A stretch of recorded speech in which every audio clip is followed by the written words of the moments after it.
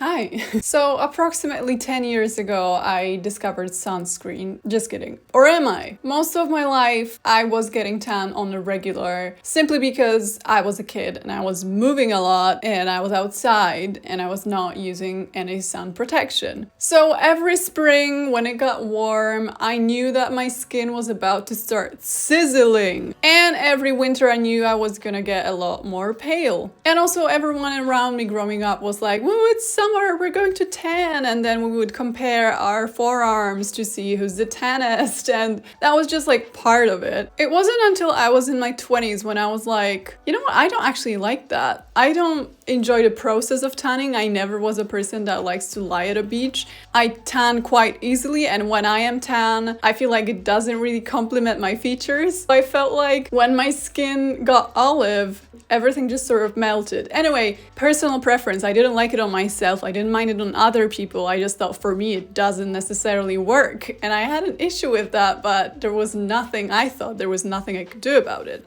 And then I had a light bulb moment around 2015 when I discovered that SPF exists. Okay, we did use sunscreen on our family holidays, but it was always like 20 SPF, which really taught us a lesson on our 2007 family holiday in Greece, where we ended up severely sunburned. I just assumed it's the price of being in the sun. Like, that's what happens when you go out. That's what happens when it's sunny outside. That's what happens when you do any sort of activity and you're prone to tanning. I just thought that that's it. I didn't know you can avoid this.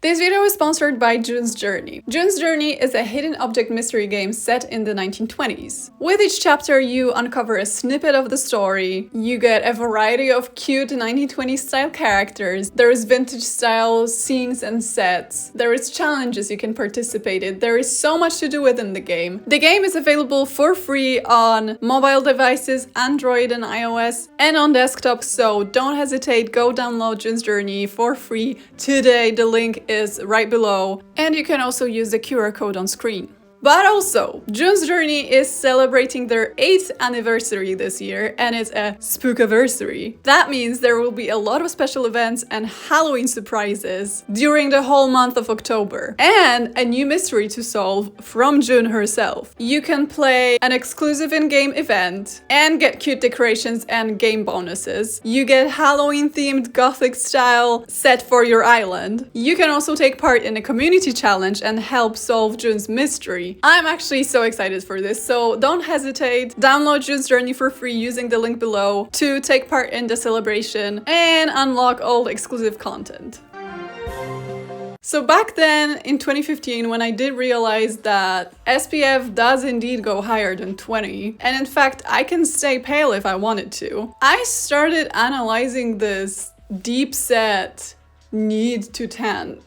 Like expectation that it's summer, you need to get darker than you already are. Where did it come from? Because it definitely wasn't a natural preference. When I sat down and actually thought about it, I was like, I don't actually like it on myself. So when I realized that back in 2015, I bought myself 50 SPF sunscreen and I started using it in the summer. And then maybe whenever it was sunny, I would basically just put it on at the beginning of the day and then I would do the same the next day. It was not so much actively avoiding to tan, it was more of realizing I don't have to.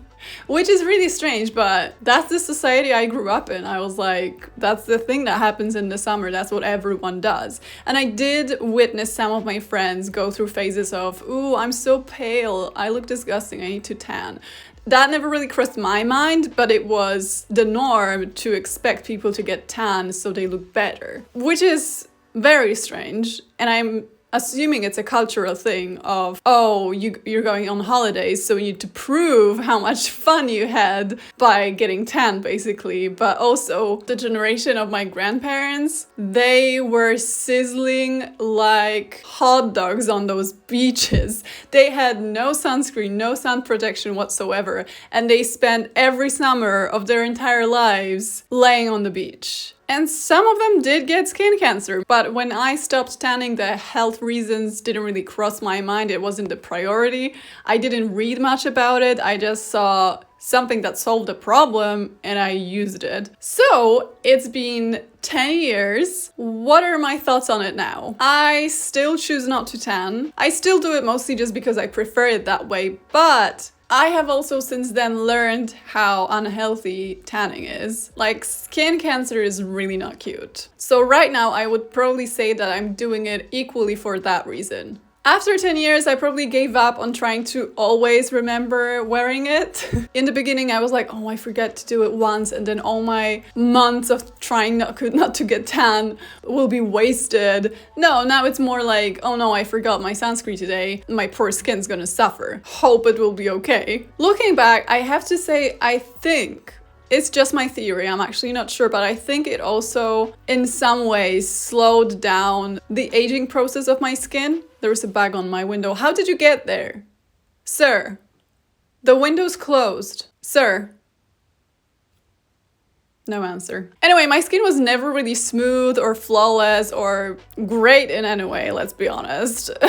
But in terms of aging, I think those 10 years were crucial when it comes to sun exposure. I do think it made a difference. I am now over 30 and I do think it's gonna take maybe 2 to 5 years until my skin starts transforming with age. And I think I overall did it a favor by being strict about my sunscreen use. Like, I would never go as far as avoiding fun activities just to not get sunburned, because that's not the way you should live life. But if I can help and protect my skin by adding that extra layer of sun protection in my morning routine, then that's great. I have to say I'm pretty bad at using it when it's cold and cloudy, and when I'm staying inside, I just don't care.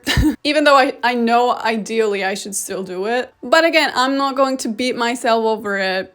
I'm fine. One thing I will say though is that it can sometimes mess up my makeup, especially if I'm using a different brand of sunscreen than I've tried before. It can get messy, it can start reacting with my other products, and it can start just like shedding and rolling, if you know what I mean. But on the other hand, it has also saved me a lot of money because I don't need different makeup shades for different times of the year. But definitely make sure to find the type of sunscreen you like. Some of them are thicker, some of them are thinner, some of them smell weird, not gonna lie. So definitely it takes time to like get a hang of it. But also I will say, let's not lie to ourselves here. Sunscreen is so expensive. Sometimes I catch myself not using enough or like not using as much as I want to because I'm trying to save it, and that is not something you want to be doing. And I completely understand if someone just can't afford it because like, damn, what the hell is going on with the prices? Anyway, yeah, I think that's it. That was just an update. I mean, it's been 10 years, so I think it's worth an update. Also, I know that a lot of people are scared to use sunscreen because they're afraid of getting skin cancer from it, but I don't think there are studies that actually support it. Anyway, stay safe, enjoy the sun, the remains of it more like it, because fall is here,